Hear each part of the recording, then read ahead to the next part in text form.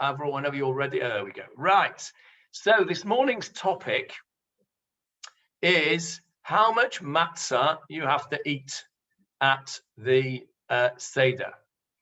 Now, most of you, I think, will be familiar with the concept of the volume of food which is considered to be eating by halacha. In other words, if you eat a certain volume of food, then that requires a bracha and a bracha afterwards. If you are not allowed to eat food, for example, on Yom Kippur, technically, if you eat less than this amount that we're going to talk about, then technically you have not eaten, and then you have still fulfilled the mitzvah of fasting on Yom Kippur. And you will know that this volume, which the halacha talks about, is called a Kezayit. And the word Kezayit is from the word zayit, which you, I'm sure, know means an olive, and the prefix kaf, which means like. So what the amount of food is like a olive size, like an olive size of food. Okay, now it seems fairly straightforward. You'll say to me, well, what's difficult about that? Well, we'll see. It's not quite so straightforward. I am indebted to my friend and mentor, Rabbi Dr. Natan Slifkin, for much of the information which I shall impart to you today. Have a look at this for the starters. This is a 28-page essay that Rabbi Slifkin has written about the halachic history of the expanding Kezayit. And I am going to summarize this basically in the next half hour or so. Anybody that would like to have the original, would like to see the full article with all the full references, then just let me know and I will send you, well, I'll send it you anyway. I'll send you the link. I'll give it to Avril. She can send it out with the recording of this shiur, and also a handy guide, which you will see will be coming along later. So, Kezayit, like an olive. Let me show you a different picture. Imagine that I am working in my office back in Manchester, and a patient comes in. Get ready for this. I hope you've got strong stomachs, everyone. A patient comes in that looks like that. Okay. Ooh, nasty, yeah? There is a very large abscess. Now, the correct way to describe that in his notes would be to say that this gentleman has an abscess with a diameter of X number of centimeters, and I would measure it. But generally speaking, we don't do that. Let's get rid of that because it's not very pleasant. What we write in the notes is we would write that this man has an abscess the size of a, and now I might write the size of a cricket ball, because I am familiar with cricket balls, and it's something that is in my mind quite a lot. So I might write in his notes, attended with an abscess the size of a cricket ball. Okay, and that wouldn't be unreasonable to do.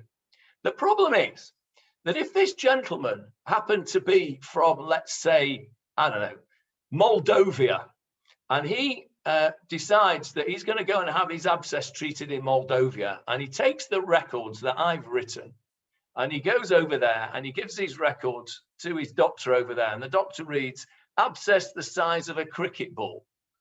And he's going to say, what's a cricket ball? I don't know what cricket is, never heard of it. How big's a cricket ball? So it wouldn't be a very accurate way, wouldn't be a very good way for me to describe that abscess as a cricket ball, because I need everybody to understand what I'm talking about. So imagine this fellow who's lived in England for a bit and he knows what cricket is. He goes back to Moldova and the Moldovan doctor says, well, how big's a cricket ball? He said, well, it's a little bit bigger than a tennis ball. And he'd say, okay, now I understand that. I know how big a tennis ball is. Right, okay, so now I understand how big a cricket ball is without ever having seen one, because I now know that it's a little bit bigger than a tennis ball. Okay, now we often see in medical records that people come in and you have swelling wherever it may be, and you'll see in the notes swelling the size of a golf ball. Well, that's okay, because I know what a golf ball looks like. But what if this was these notes were presented to somebody who'd never seen a golf ball before? You'd have to explain to him that, well, a golf ball, it's about the size of a small egg. Oh, okay, it's about the size of a small egg. Okay, now I know more or less what you're talking about. Okay, so just bear that little history of medical descriptions in mind as we go along. Right, so we are starting from the position that the amount of food that needs to be eaten in order to be called eating is a kezayit, like the size of an olive. Now, how many bits of eating do we need to do on Seder night? Well, we have to, let's just talk about matzah to start with. We'll come back to the maror in a minute. So for matzah, we have the mitzvah of al-achilat matzah. We have a mitzvah from the Torah to eat matzah on the night of Seder. So you'll remember that we have 3 matzot. 2 are for the lechem mishnah, which we have every chag, and 1 is the extra matzah, which denotes the afikoman, which is the remembrance of the korban pesach, as you know, and for the mitzvah of matzah. So when we make hamotzi, you'll remember that we, first of all, we break off half the matzah and we go and hide it for afikoman, and then we're left with a broken matzah and two complete matzahs. So when we make the bracha of al-achilat matzah, that first kezayit, that first olive size of matzah that we eat, is the main mitzvah of the evening of eating matzah from the Torah. And what we're meant to do is to have a kezayit, an olive size, from the broken matzah and from the complete matzah. So we have to, for that particular bit, we have to eat 2 kezayitim. That's the plural of kezayit, is kezayitim. 2 volumes worth of olives. And then we have after that, we have the korech, the sandwich. You remember, we put the maror and the charoset between matzah, and we eat it zecher lemikdash kehillel, because we do it. That's what Hillel did at the time of the Beit HaMikdash. He ate his shawarma, korban pesach meat with his bitter herbs, and around it was wrapped a matzah, which of course was not the hard things that we have. It was the soft lafa type of matzah, and it was the original shawarma. So for that, we also need to eat a kezayit of matzah. So that's another one. So that we're up to 3 now, 3 kezayitim. And then at the end of the meal, we need to eat a 4th kezayit of the afikoman. So as far as matzah is concerned, the minimum that we're meant to eat is 4 kezayitim, 4 olive sizes of matzah. Okay, so now we know what we've got to eat as a minimum. That doesn't mean that you can't eat more. That is the minimum that is required to have considered to have fulfilled the mitzvah of eating matzah on Seder night. 4 kezayitim, 2 from the al-achilat matzah and hamotzi, 1 for the korech, the sandwich, and 1 for the afikoman. Okay, so now we have to know how much is an olive. Now, you'll say to me, well, an olive is an olive. It's an olive size. Obvious, isn't it? Problem is that not everybody agrees on what an olive is or what an olive was. Let me ask a few people around our shiur here, just randomly. When you were kids, or even in your own homes, when you broke off some of the matzah to give to all the people around the table, or you were given it if it was your parents' house, how much were you given of the matzah to eat for the mitzvah of eating matzah? Let me ask Johnny Halpern first. Johnny, unmute yourself and tell me how much matzah your father gave you around the table. Just about that much. Okay, small amount, right? Yeah. Okay, small amount. Yeah. Paul Westbrook. Ditto. Ditto. Okay, let me, rather than go around at all the people, did anybody get given more than a small amount of the matzah when you were around your table? No. Okay, me neither. However, if you were to go into most Haredi homes, including mine, by the way, after I got married, you would find something that looked like this.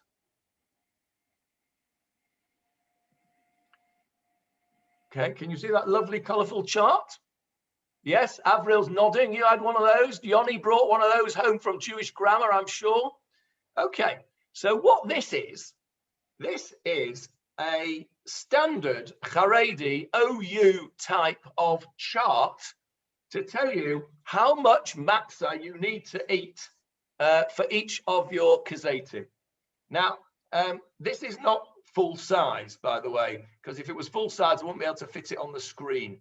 But the whole thing is it's a bit bigger than A4, really. Yeah, it's probably about the size of A4, maybe a bit bigger. So the matzah that you have to eat for the two Kezayit, for the two olive sizes, is the amount of matzah that covers the orange and the red. Okay, it's a lot more than the diddly little bit that Johnny Halpern's daddy gave him, and Johnny Halpern's daddy was a religious man, I happen to know that. And it's more than the diddly little amount that I got and that everybody else got. So why did we, who were the uninitiated, why didn't we know about this? Why was it only when my kids went to Jewish grammar school, which was a Haredi school, did I ever find out about this idea that a Kezayit was anything other than the size of an olive? And I'm going to take you through the stages of how we got to that situation. Now, we're going to start with the concept that the olives back in the day of the Talmud were different size to the olives of today, because that is one of the opinions that they had back in the day. Olives that were the size of footballs. There you go. I know I've done it myself there, haven't I? I've said something that have we got any Americans with us? Yes, I think Nachum's here. I saw Nachum, yeah. So Nachum probably doesn't know what a football is. He probably thinks it's something that looks like a rugby ball, you know, one of those funny shaped things, because that's what they have in America as a football. So I haven't been very accurate, because what I really meant was a soccer ball, right? So there is an opinion that says that the olives back in the day were the size of footballs. And it's that size that we have to involve ourselves with eating a Kezayit. That has been debunked very clearly by the science, because there are in existence in Israel, and you'll read it, those of you who bother to read Rabbi Slifkin's full thing, there are in existence hundreds of olive trees in Israel which are 2,000 years old, and there are 7 that are 3,000 years old which are still bearing fruit. And guess what? They bear olives the same size as our olives. Okay, there were also found in the ruins of Pompeii. You'll remember from school, I'm sure, that Pompeii in the year 72 of the Common Era was submerged by the eruption of the volcano Vesuvius, and was preserved almost as is, as a Roman village, a Roman town of Pompeii. Some of you may remember Frankie Howard in Up Pompeii, but that perhaps is better left for another day. So anyway, in Pompeii, they have found, amongst all the preserved stuff, they found olives and olive pits. I don't mean pits what you dig, I mean pits, you know, stones that are in the middle of the olive pits, which are the same as the olive pits today. So the idea that there were football-sized olives has now been debunked. So that's out of the window. Now, perhaps we will say that the Gemara, when it says talks about a Kezayit, was talking about the biggest olives you could possibly find. Well, that's not right either, because are we shared screen at the moment? I can't see. No, we're not. Okay, because there is a Mishnah in I can't remember where it is now. Is it there? No. There is a Mishnah somewhere. I can't remember where it is. I'll have to look it up. Which says that the Mishnah says that the olive that we are talking about is neither a big olive nor a small olive, but it is the olive of the medium-sized olive, and it actually gives a description of it. There it is. It's in here.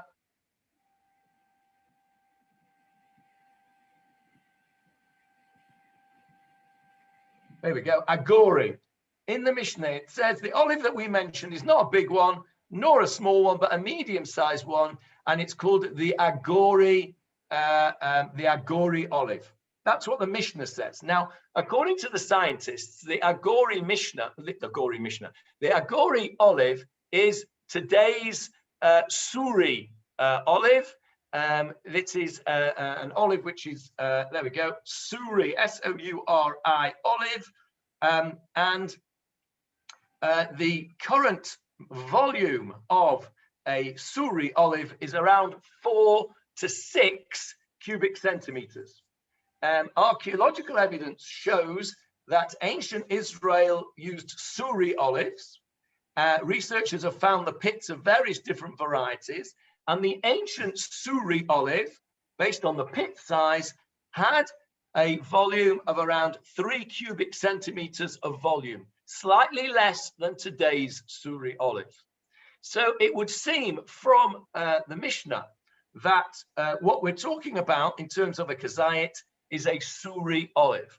Now, fine. So why do we end up with a Kezayit that looks like this? Right? Why do we end up with a Kezayit that looks like this? That's Rav Kanievsky, by the way. And I don't know what the Shiloh is, but I think he's saying, is this big enough for a Kezayit? So how did we get there to this huge, enormous Kezayit? And how did we get to this business here when we all were given a tiny little bit, and we all know that Suri olives are about that big? Now, in order to understand that, we have to understand the difference between the Sephardim and the Ashkenazim. If you look in the Sephardi commentators from the Middle Ages, the Rishonim, you will find nothing at all written about the size of a Kezayit. Zero. Rambam doesn't mention it. Okay, what he does mention is that a dried fig is less than the size of a third of an egg. And again, Rambam is using measurement ideas that people were familiar with. And he says that a dried fig is less than a third of an egg, and a Kezayit is less than a dried fig. So we know from the Rambam that it's less than a third of an egg. That's all we know. He doesn't give any mention of it. And the other Sephardi commentators do not mention whatsoever the measurement of an olive. Now, the reason for that was because the Sephardi commentators lived in southern Europe and around the Mediterranean, where olives were all over the place. And they were able to go outside and get an olive and say an olive is an olive. So a Kezayit is what it says on the tin, Kezayit, the size of an olive.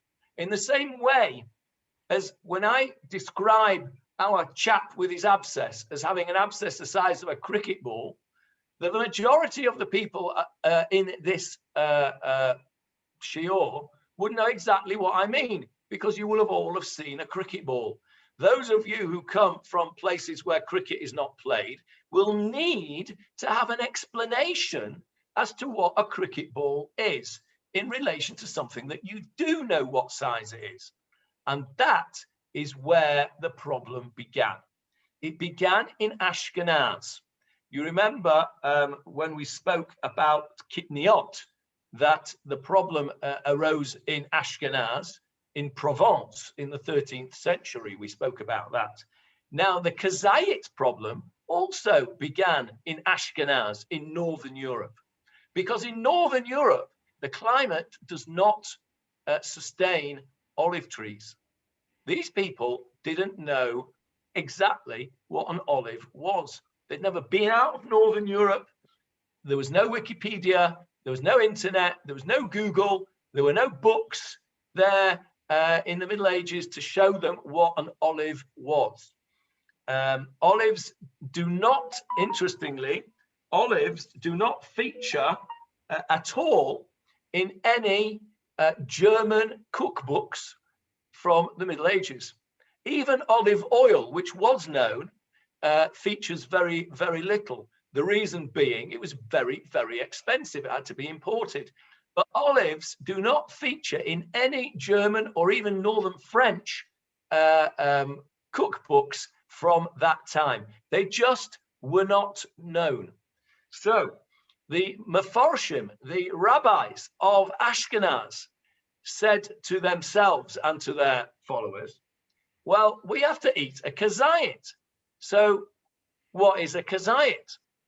So they went and looked in the Gemara. And the Gemara helps us out, because the Gemara says in a Gemara in Keritot 14a, I'm going to share the screen with you and show it to you. The Gemara says, look over here. They're talking about eating here. The sages calculated that a person's throat does not hold more than 2 olive bulks at once. Okay? So that means the amount that you can swallow in one go is 2 olive bulks, according to the Gemara. All right? 2 olive bulks. Bear that in mind. Problem is, there's another Gemara which says,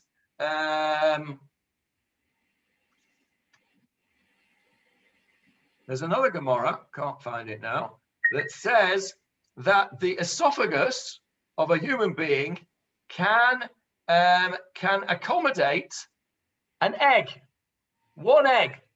The esophagus can accommodate 1 egg. That's as far as, there we go, found it. It's in Yoma 80a over here.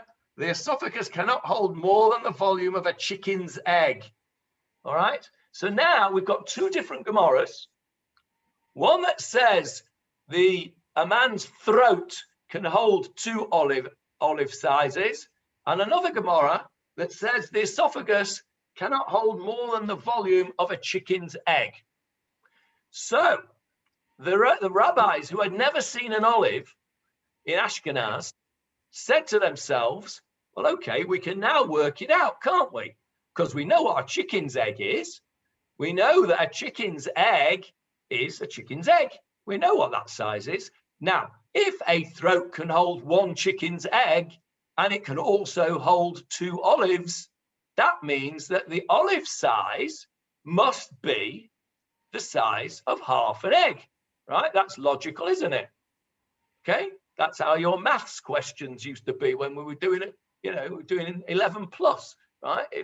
If a throat can hold 1 egg and a throat can hold 2 olives, how big's an olive? An olive is half as big as an egg. Okay, so there we have the starting point of an olive size being half the volume of an egg. Bearing in mind that these rabbis had never seen an olive. That was the best they could do at that time. They then went along and said, well, hang on a minute. That's not consistent with the Rambam. The Rambam says that dried figs are less than 1/3 of an egg, and they're small, they're bigger than an olive. So an olive must be less than 1/3 of an egg. But it doesn't say exactly how much less. So because they've never seen an olive, they say, well, it must be less than 1/3 of an egg, but it might just be only a tiny, tiny, tiny bit less than 1/3 of an egg. So we'll say, to be sure, that the olive is 1/3 of an egg. And then we know that we're definitely on the right side of it.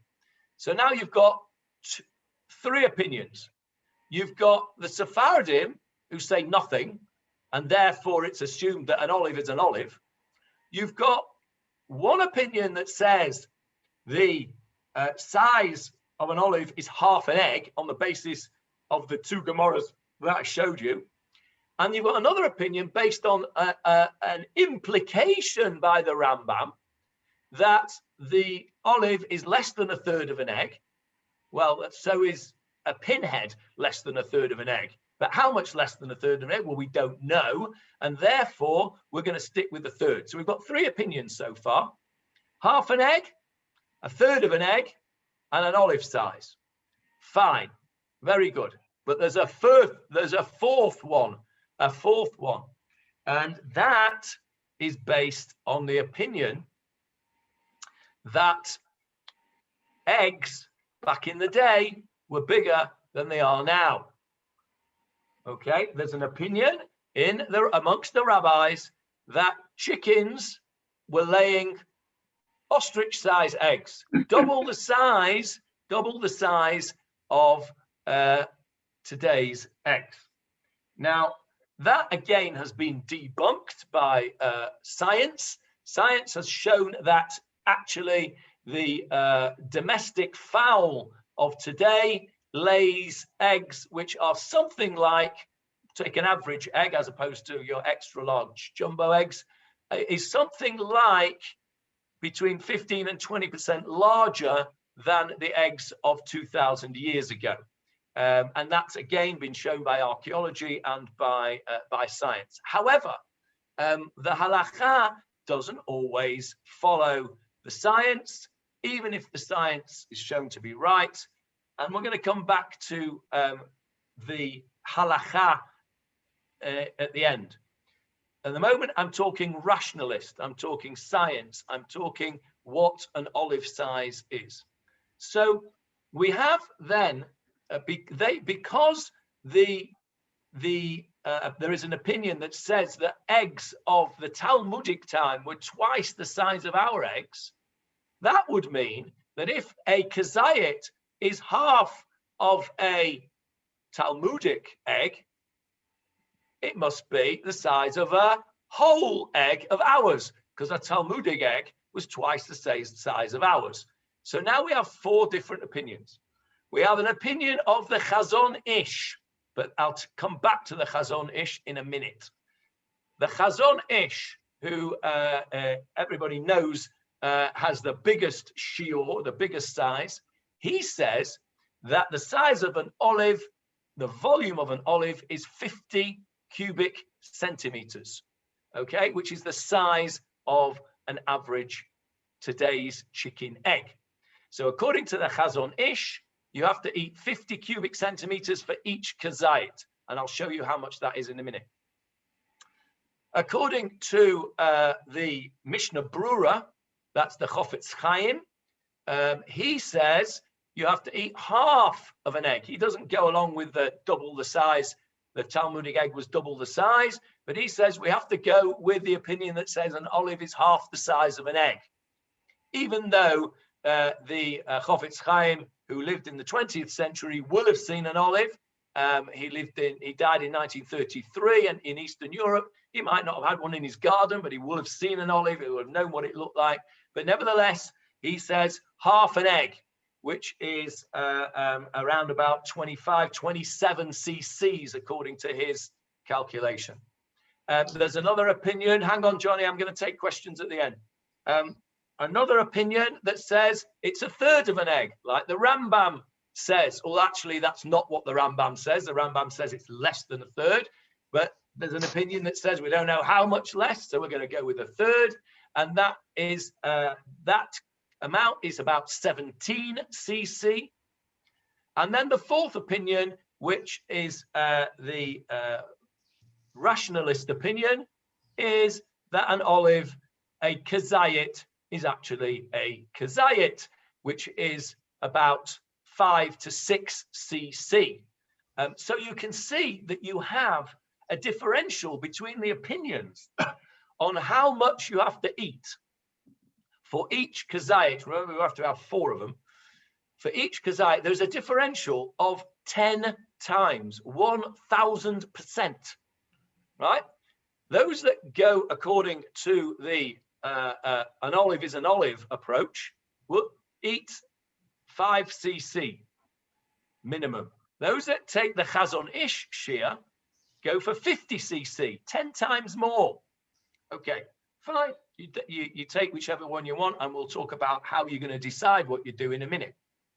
Now, there's another issue here, because the halacha is that you have to eat these 2 kezayitim ideally in one go. In one go. Eating it all in one go.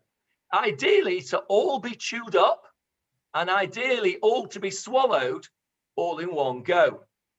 Now, let me now at this point show you the volumes. Remember, we're talking volume, not actual size or weight. So the idea is it's 5 cc and 50 cc is based on the volume of an egg and of an olive. Now, matzah, as you know, is got holes in it. It's got air pockets in it. And so when you talk about volume, you're talking about crushed up matzah meal almost, Right. in your volume. Okay, that's what you're talking about. So let me show you now the various things that we are talking about. Here we go.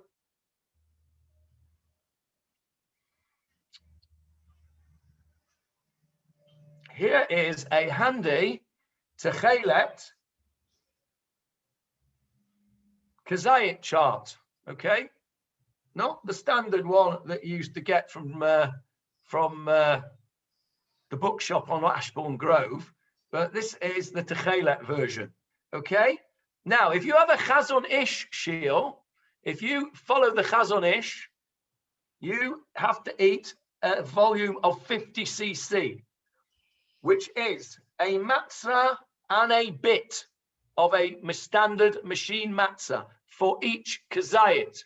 So that means that for your motzi matzah, you are eating 2.5 machine baked matzot, all in one go.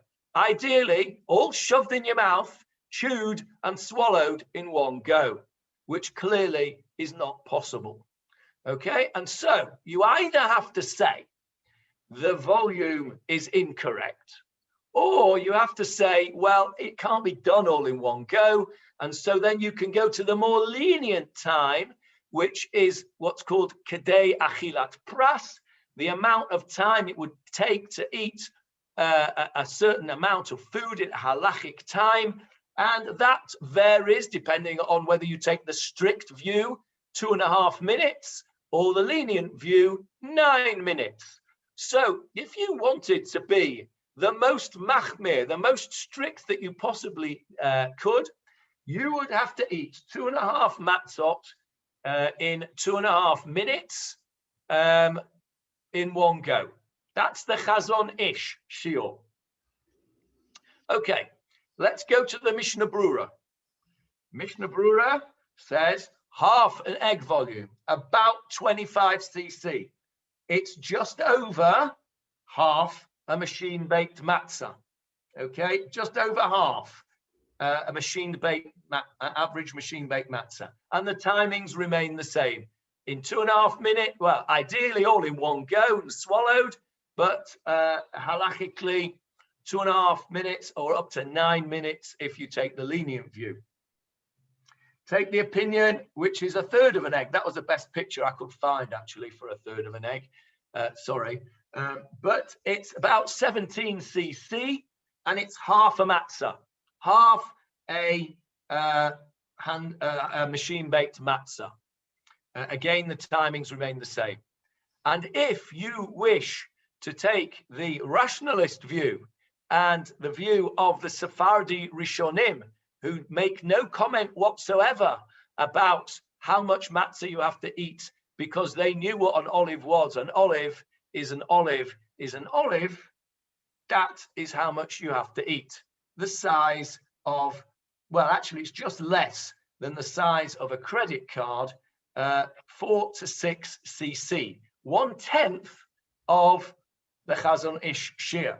So everybody in this shiur who, when you were little at home and your parents gave you the little bit of matzah from the thing, you were fulfilling the mitzvah according to the rationalist view.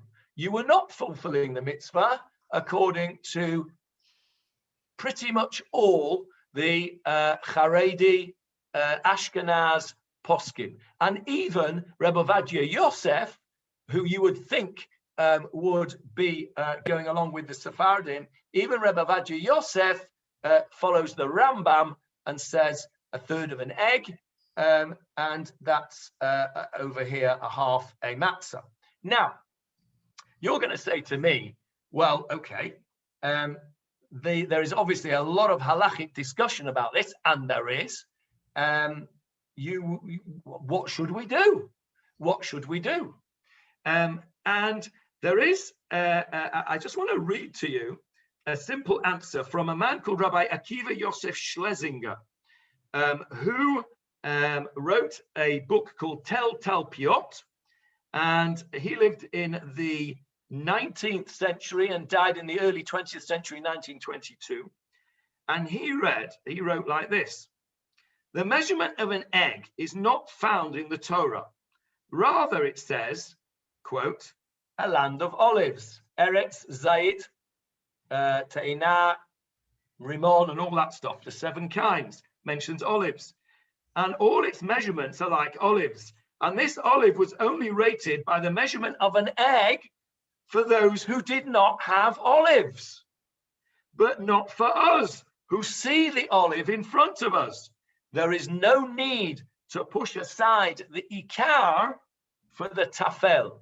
Don't push aside, says Rav Akiva Schlesinger, don't push aside the obvious to go to the subservient. In other words, we only say that a cricket ball is slightly bigger than a tennis ball because we don't know what a cricket ball looks like. But if we know what a cricket ball looks like, we don't have to go to the tennis ball in the first place, right? We don't need to say that an olive might be 1/3 of an egg, or it might be the size of a halachic egg, or the eggs back in the day might have been double the size or half the size. We know what an olive is.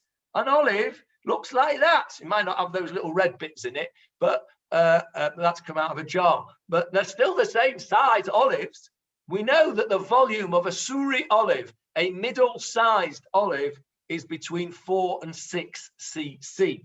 So, according to the opinion of Rav Schlesinger, according to the opinion of the Mishnah that says it's a medium-sized olive, we don't even need to get involved in eggs. They only got involved in eggs because they didn't know what olives were. They only got involved in tennis balls because they didn't know what cricket balls were. So us, who are very fortunate to know what an olive looks like, we can rely for halakha on the credit card sized Kezayit. Now, those of you, and I think I proved at the beginning that this doesn't apply to any of you, or if it does, you didn't say, none of you from your childhood had a minhag to follow the Chazon Ish Shiur. Now, my children might have a bit of an issue because my children were brought up in the days of this, okay, of this chart. And I absolutely vividly remember, and so will they, having this chart on the Seder table, getting the matzah, measuring it against the chart, and making sure that everybody around the table had as much matzah as was in the orange and the red section, because that's what I was taught then. It wasn't from my childhood, but that's what I then learnt from basically from my kids' teachers, I guess, and from when I started to learn those kind of things myself. Now, for all of us who were brought up with an olive size credit card, it might be, by the way, that we were given that amount of matzah out of ignorance. I'm absolutely certain that my parents did not know the difference between a Chazon Ish shear. They never heard of the Chazon Ish, I'm absolutely sure. Or the Mishnah Brura, they might have heard of, my father might have heard of the Chofetz Chaim, possibly, but certainly would not have known how much he thought a matzah was. You got a bit of matzah and that was the end of it. A Kezayit was a Kezayit. He knew what an olive was. And he also knew a Kezayit, that we had to have a Kezayit. He was familiar with that. So it may have been a fluke that we got an olive size, or it may not. But what I'm saying to you is that unless you have a family minhag to go with the Chazon Ish or the Mishnah Brura or the opinion that says it's a third of an egg, then you have no obligation to do so now. The question is, those people like my kids who were brought up with that. Now, my kids can come to me and say, well, what is your minhag now? And I can say, well, I'm going back to my parents' minhag, and I am going to have, as a minimum, I might want to have more, but I don't have to have 2.5 matzot to stuff it in 2.5 minutes and be ill with it. So that's the scenario in terms of minhag. Minhag Avotenu is very important, and that's why the business with kitniot is so difficult, because we all do have strong minhagim. Now, we can have the discussion about whether the minhagim were correct minhagim, they were incorrect minhagim, whether we can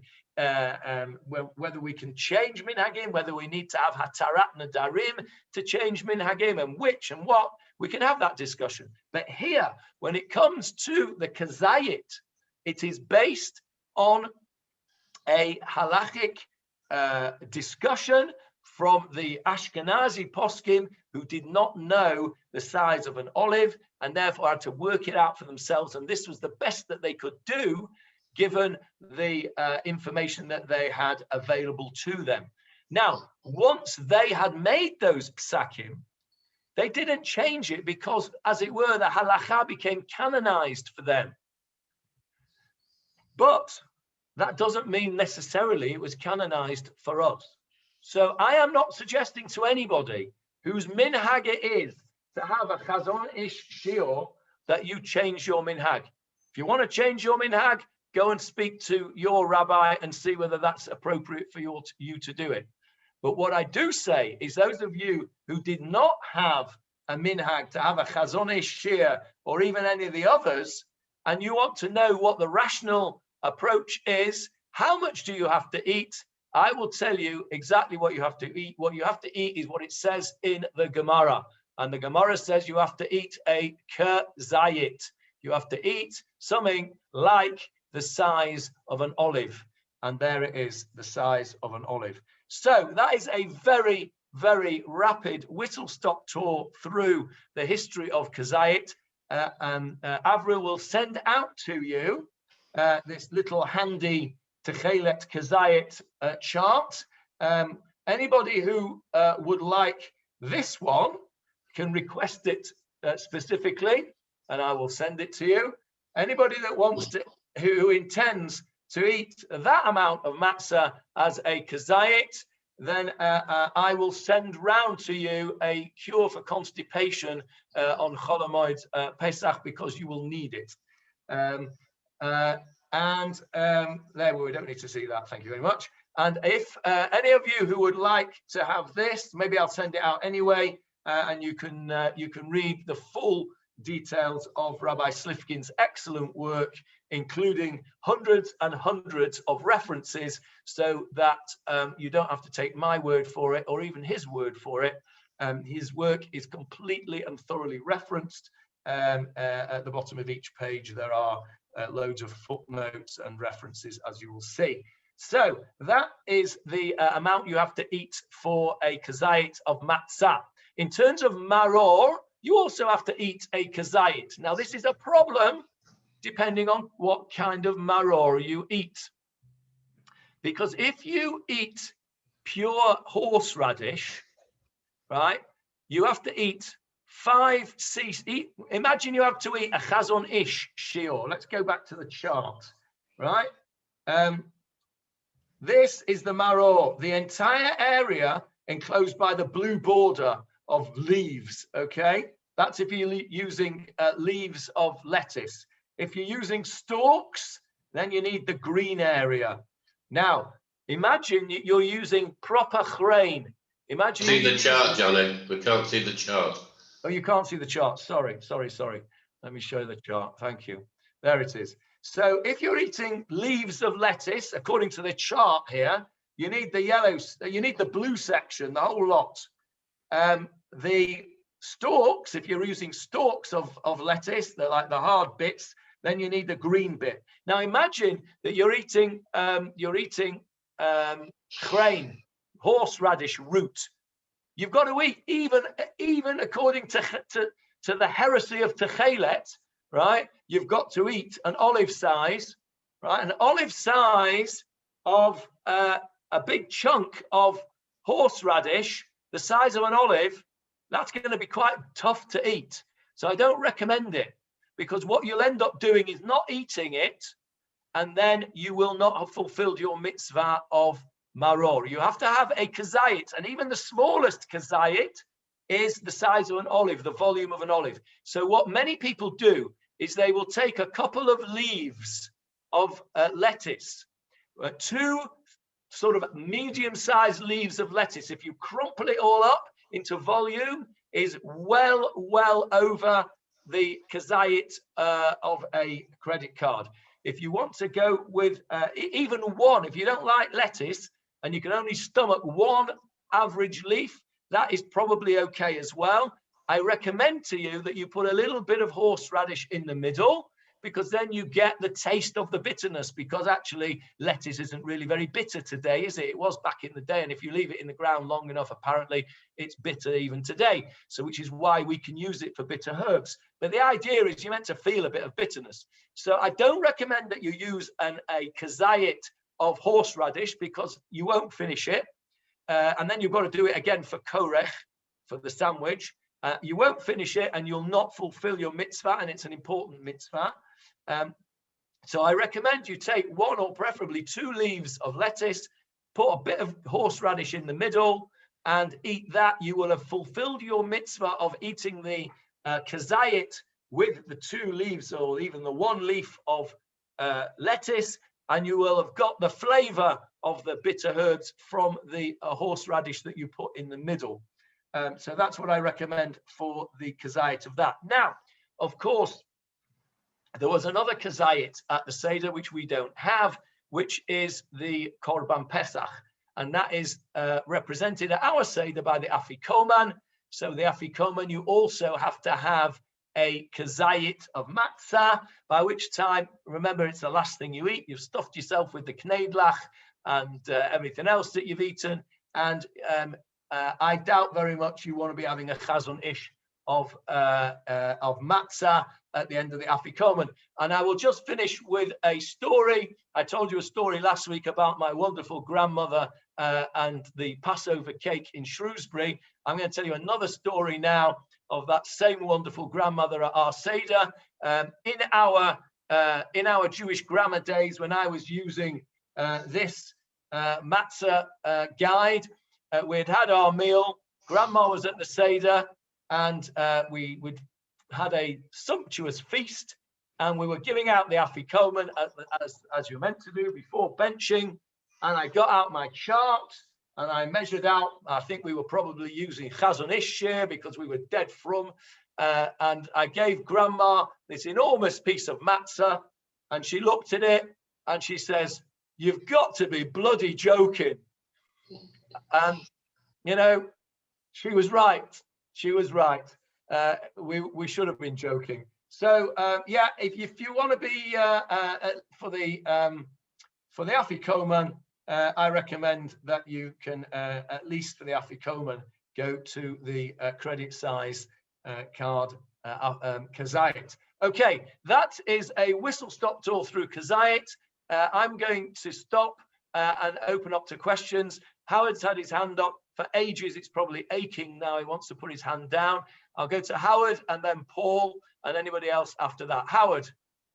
Well, I'm afraid you lost me at the beginning, Johnny, because I thought the mitzvah, Alachilat Matzah, was to partake, for all the celebrants to put aside, and those attending, to partake of the matzot, the 3 matzot on the table. Now, how are you going to get a quart out of a what is this? Out of a pint pot? Yeah, I just don't see it. That's number one. Number two, from my childhood, I remember one of the highlights of Pesach was when we went to family in London and they had queen olives. Now, queen olives we can get here in Israel. So that's a totally different size of olive altogether. And lastly, although Vivian's mentioned it, I've never seen an unfertilized egg and had it in my soup in Israel. But maybe that was the size of egg that they were talking about. Okay, let me answer all 3 questions if I can remember them. Number one, you're quite right. It's impossible to get a quart out of a pint pot, which is why we had our 3 matzot, and then I had a whole pile of shmura matzah to make up the kezayitim, the big things to hand out. So they all partook of the, I'm not justifying, I'm just telling you what happened. They all partook of the 3 matzot a little bit, and then they got the matzah and a third that they had to shove in 9 minutes or 2.5 minutes or whatever else it was.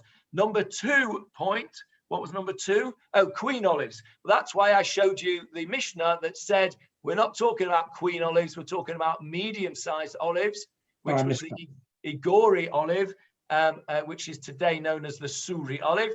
And the third one, the size of the eggs, well, it may well, my wife came up with something this morning, which was quite right. If you said the size of an egg to somebody who was not familiar with domesticated fowl, but was familiar with another food which is mentioned in the Torah, which is the quail, quail's eggs are quite something different. So again, we're not being accurate when we're using these measurements. And the fact that we use these measurements is mentioned somewhere else, and you'll see it's in Rabbi Slifkin's treatise. So the idea is we're meant to use our eyes. It's meant to be that which is in front of us. So that's why they used the measurements that they did of eggs and of dried figs and of olives, because these were the things that everybody knew what they were, because they were a staple of everybody's life. Everybody knew what they were. So I think I've answered those 3 questions now. Yes, Paul. It's just a simple question. The chart, your Manchester Haredi chart, which year are they talking about? This will be the Mishnah Brura shear. Half an egg. Right. Thank you. But we were dead from. We went chazon ish. Yes, yes, Marcel.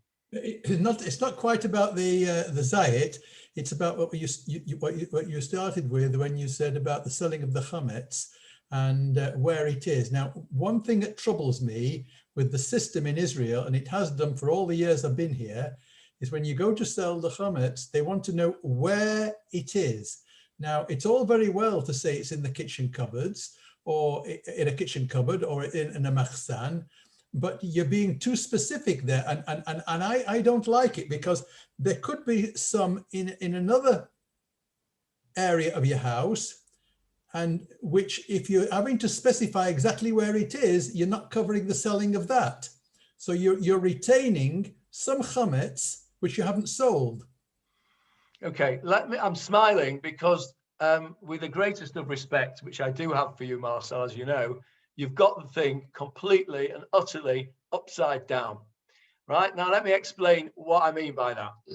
The whole idea of selling chametz is, as we all know, a b'di'eved. Okay? It's after the event. It's not the best way of doing it. I try very hard to sell as little as possible. And one year I managed to sell nothing at all because I got rid of it all.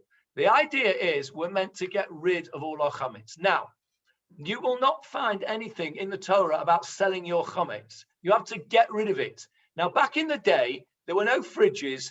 There was very little in the way of storage containers. They didn't have Tupperware, and they didn't have anything like that. And everybody had small amounts of stuff in their possession. I remember when I was a kid, and that ain't that long ago, that my mother went shopping 3-4 times a week for food, right? And we did have a fridge and we did have storage because that's how you did it. Now you do it all in one go. You go to the supermarket and you pile your thing up and you stuff it in the freezer and blah, blah, blah.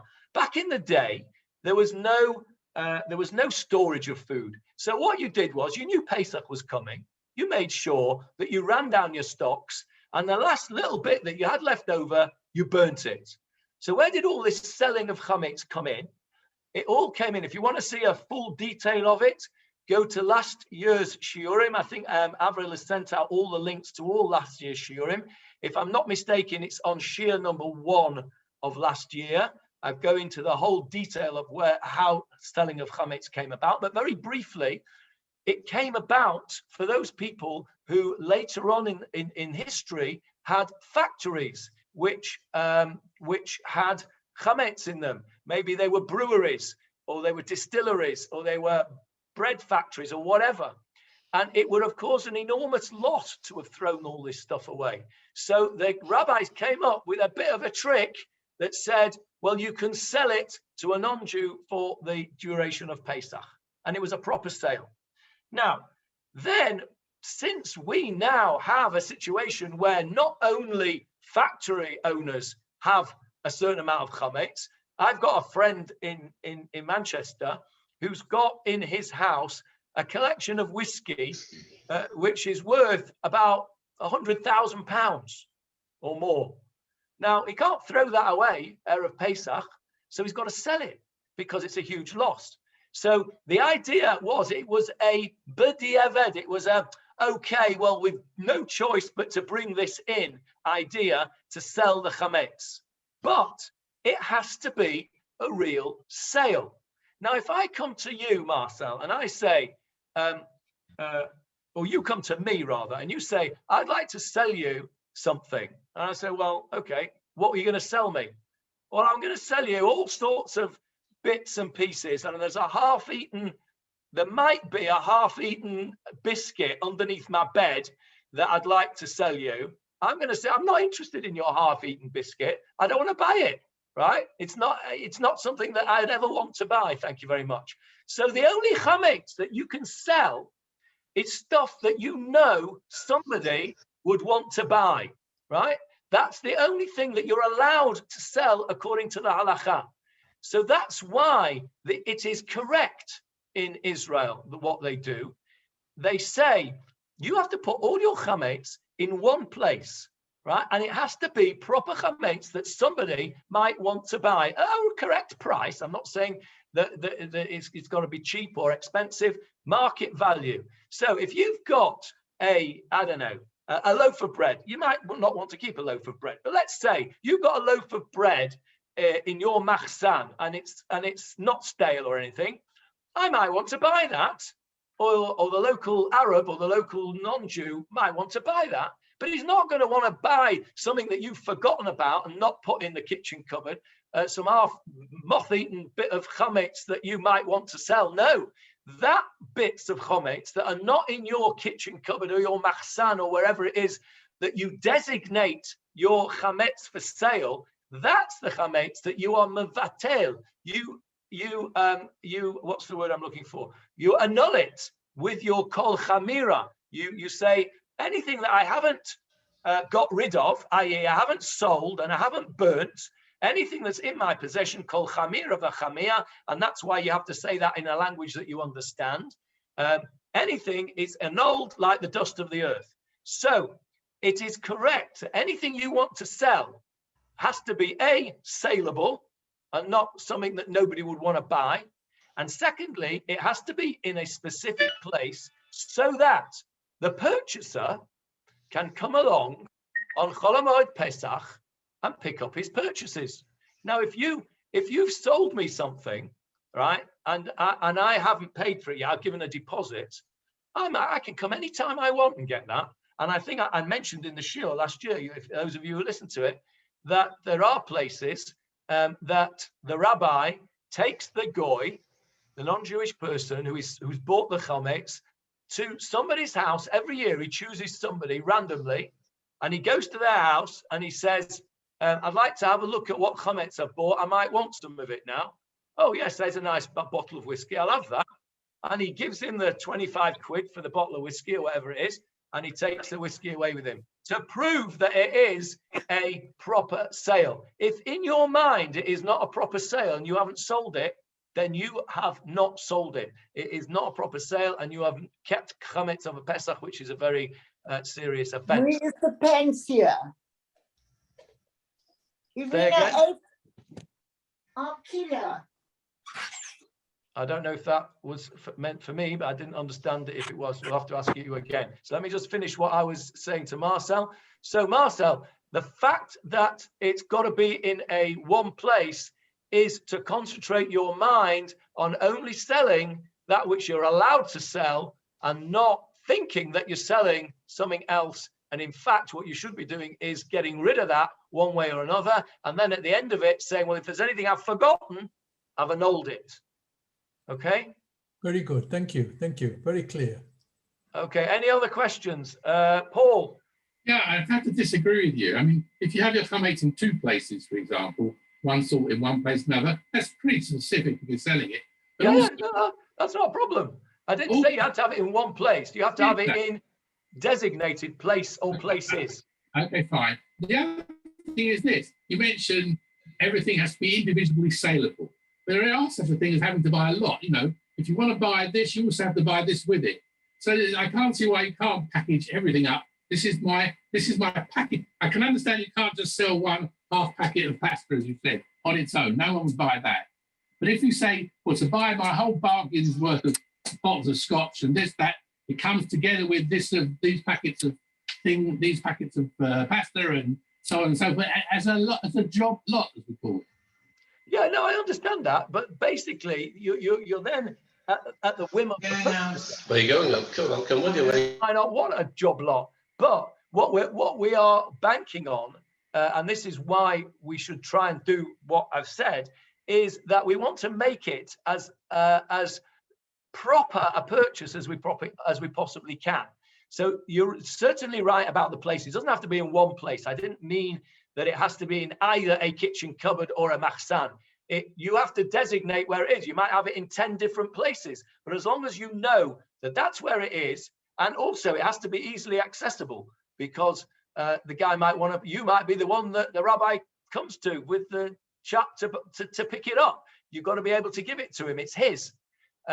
So yeah, it's got to be accessible, and it's got to be, he's got to know where to look for it. He can't just come in and say, well, it's somewhere in the house somewhere. You've got to be able to tell him. And I've got a list here. It says, look, in Paul Westbrook's kitchen, there is a cupboard with chametz in it. Well, I want it. I want to buy that.